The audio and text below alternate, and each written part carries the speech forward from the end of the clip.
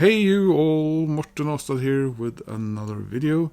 In today's video I will be talking about Black Sabbath a little bit because I got myself a Black Sabbath record on vinyl.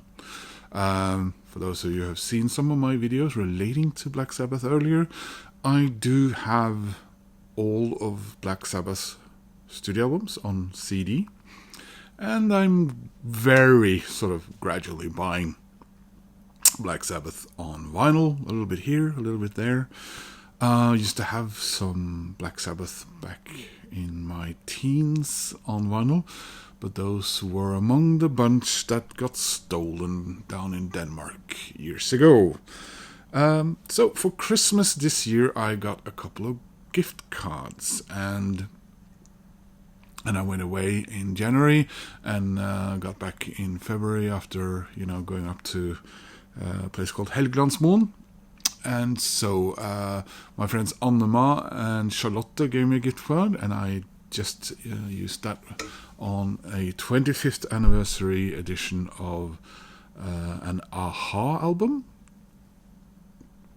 Gift from Norwegians, get a Norwegian record. And the other one I was a little bit of two minds of. I was going to spend it on something, partly on something, but I ended up getting some gift cards from, I do these surveys online, and I use the points to buy gift cards from a record store not far away from here called Platekompaniet. So that's what I did. So the record I'm going to show today is from Eric, my friend Eric. I got interrupted by Siri. I just wanted to do a quick shout out to a couple of VC members. Before I do that, if you wouldn't mind clicking like on my video, that helps my channel and I really appreciate it.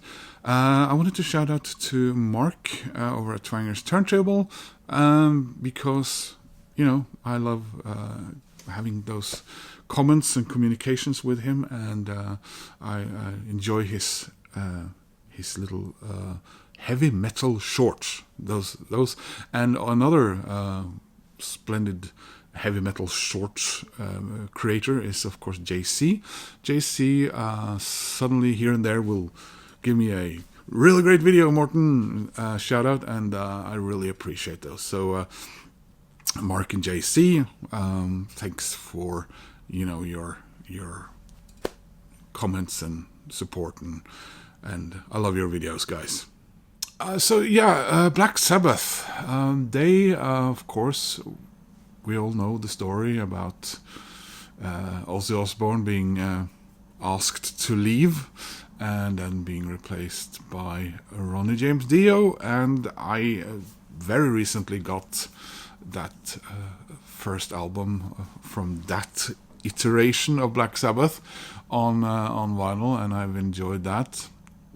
So my thought was I was going to get Mob Rules next, but you guys probably know about the next time Ronnie James Dio returned to the Black Sabbath fold. We had that one album with Gillian, and then we of course had was it Seventh Star, which was supposed to be a Tony Iommi solo album with Glenn Hughes on vocals, right?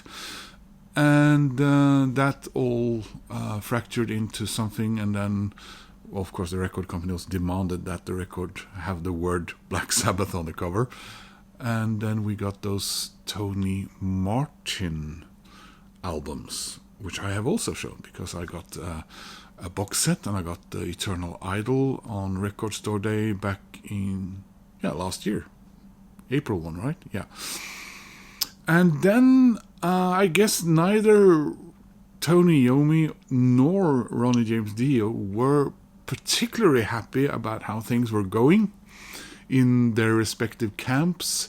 The Dio band had been on a downturn, and Ronnie may not have been too overly enthusiastic about who he had in his band at the time either.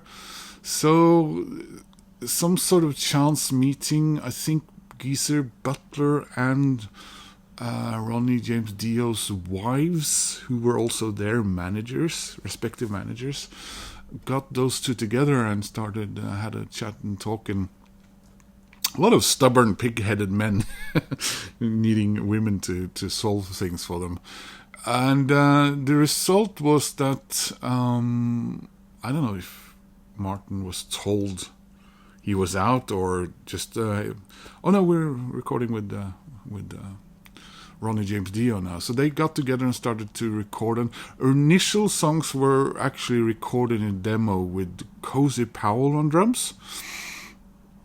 And in a stroke of luck, as bad as that might seem, he broke his leg or hip riding, or the horse riding him, falling on top of him, and which was probably a good thing, because Ronnie and him did not get along apparently.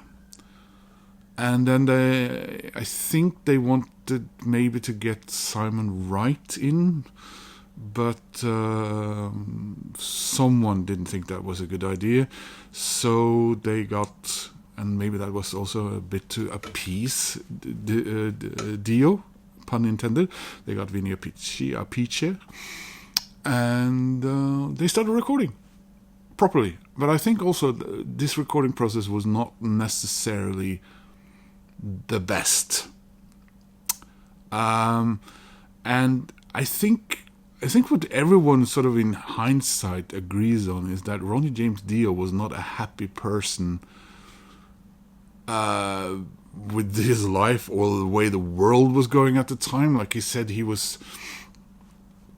scrapped singing about dragons because that was from a time when we had hope, when we longed for something. And now in the 90s, we're in 91, 92 now, the world was not something hopeful. And yeah, he wasn't, and you can probably hear it in the album, knowing, well, in hindsight, this and that, but it's hailed as Black Sabbath's angriest album.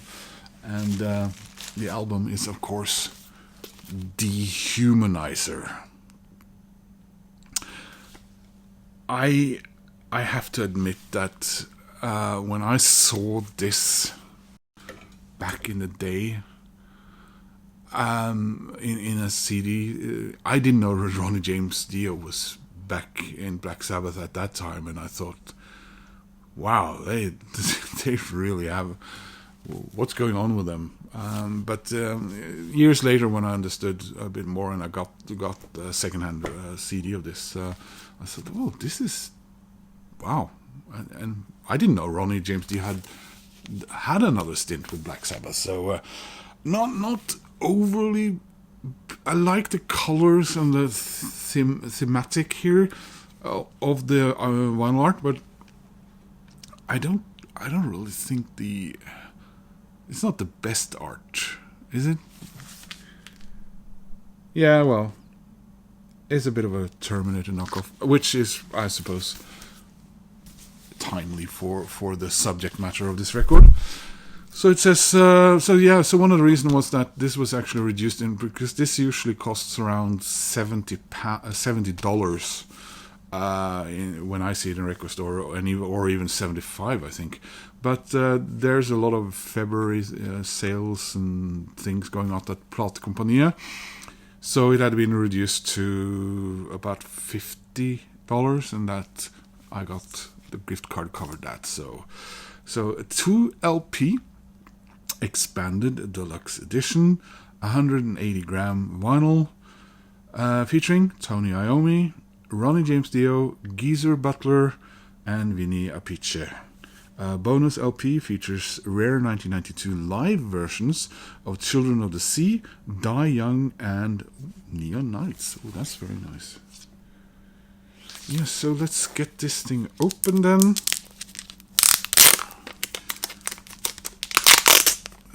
Oh crap! The security tag ripped my hype sticker.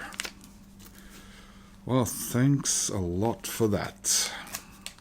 So I don't have a religious relationship to hype stickers like some of you guys, JC. But I do tend to try and cut them out of the plastic and then keep them somewhere inside the record. So that was a little bit annoying. Here we go. Oh, and it's Friday the 13th today. So yeah, if that was the worst thing that happens to me today, then I've had a very good day. Apart from the money I spent at the record store. Unrelated to this, by the way. So there we are.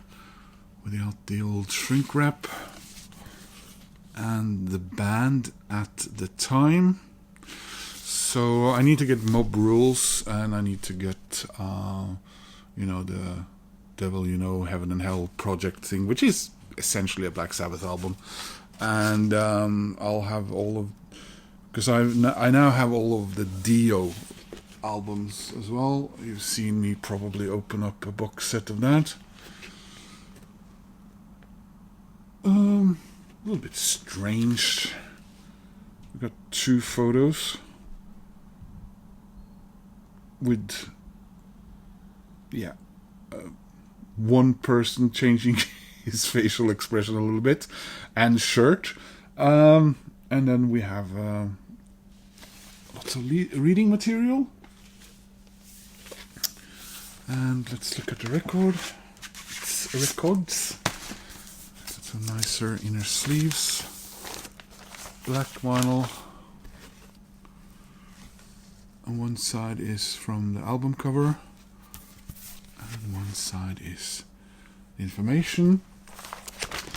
I've seen some videos about this record, and some people seem to be of the opinion that this is Black Sabbath's maybe best logo or font, and I agree. It's very nice. So I relatively recently listened to this CD again, and before getting this album, and I have to agree with what it was said, that it is to my ears maybe the heaviest Black Sabbath has been. But I mean it does sonically transition from two, I guess. But with Ronnie James Dio and his amazing voice and his lyrics and his mood, it becomes a completely different beast whenever Ronnie joins Black Sabbath, and what a beast it is. So what happened to this version of Black Sabbath? Well, it didn't last long. So they went on tour with this, and I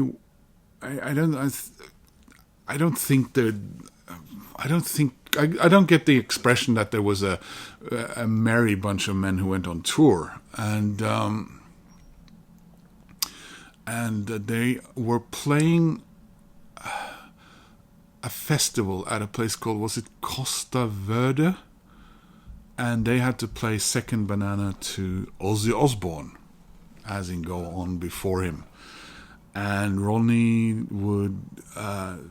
did not accept this. He would not go on stage and leave the stage for that buffoon. So he made it clear that he wouldn't do it, and he jumped ship.